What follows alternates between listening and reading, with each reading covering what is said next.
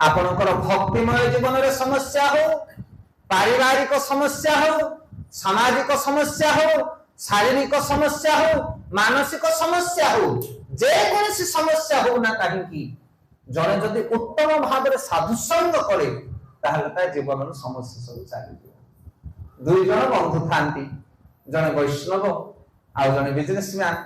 से बिजनेसमैन जन को भारी टेंशन ले रहती, घरे बहुत काम, बहुत बड़ परिवार, अनेक लोक, ता भितर जने सेवक आसिक तांकर सेवा करे, चाकर लोकटी चाकर काम करूथाय, सेवा करूथाय, बहुत प्रेशर। से घरे जीए भी आसंदी काम करिया पई अति बेसी रे 15 दिन मासे तापरे छाडी की हरिओ चौपट पळे जांती। 10,000 जगह रे 15,000 देले मते किए तांको घरे सेवा करंती ना, एते लोड। भाबिला कोन करबी कहने साधु संग कले सर्वसिद्ध होए।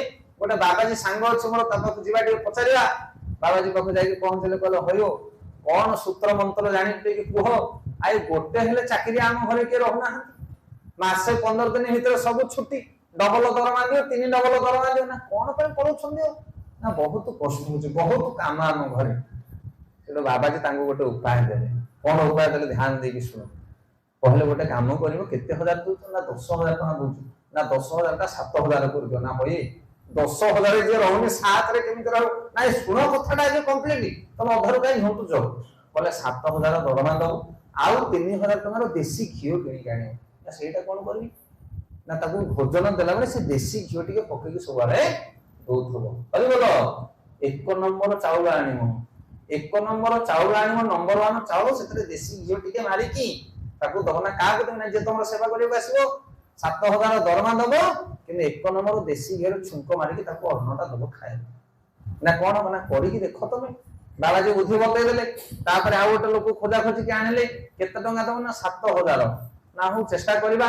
से लोक को आगे 7,000 दरमा देले, किने 1 नंबर देसी घियो पकै की सरो बासमती चावल खाए पय देना। से लोक सी भी आगे 15 दिन ले फुडरू। अरे बोल ये 15 दिन 20 दिन बोलबो से मदर चंपट आसी कहले होय बाबाजी की सूत्र बतेलो तमे, आमे होय सोरिष तेल फुटै की खाउछु कि माने रिफाइन तेल खाउछु, ताके 1 नंबर देसी घियो देबे से 15 दिन चंपट नाय। तम अपेक्षा करू न अधुर्य काई होउछो।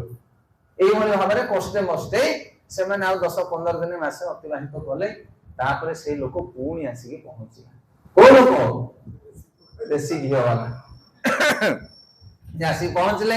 आज्ञा आज्ञा मु आपन को घरे सेवा करी। आइ तमे छाडी पळेथलो ना, हम जाइथिले किनु नाय आपन घरे सेवा करी। त पछले कोन पाए की हो कोन फेरी पळे आसे ना, से कथा छाड़, मु आपन घरे सेवा करी। से सेवा कला सेही 7,000 दरमा रे से लोकडी भारी सुंदर सेवा कला। एथर ये बिजनेसमैन जाई के पहुंचला का बाकारे, बाबाजी साधु पाखरे कहला होइयो तम बाणडा ठीक काम कला, कोन तमे मंत्र जानिथिले कियो एमिति केमिति हला नाय। कोन हला बोले से लोक सबठी दरमा सिना पाइयो, किंतु देसी घियो बासमती चावल कोठी मिलिबोले ताको पड़ियो। सेहिथि पई से लोक झुरी झुरी के कोनी तम कथा आसला। कोन बुझी पारलो कि नाही, ये मठ आश्रम रे बाबाजी माने ए देसी घियो को बासमती चावल दियते लोक खाया पई। से जगत रे सिना तमे सब पाई जीवो, किंतु ए हरि कथा वस्तु कोठी पाइबो नाही। किंतु लोक माने कोन करंती देसी घियो आ बासमती चावल को छाडी बेले पळे जानती बाहर को अलगा सुख भोग करिया पई ना नहीं। सब टेस्ट करी करी करी करी बुली बुली आसंती।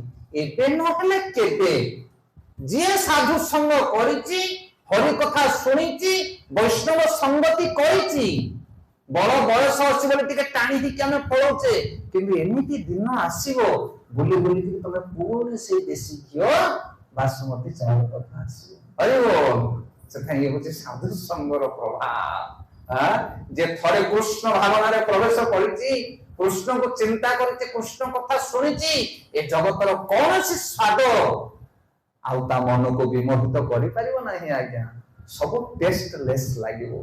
ट्राई करो जाय कि बाहर दुनिया रे आमे देखिछु अनेक केस बोले सुनिछु। तेणु साधु संग दूर हबो। जदि मनुष्य धारावाहिक भाव में सत्संग करे ता जीवन में समस्त प्रकार समस्या जानी गौर प्रेमानंदे।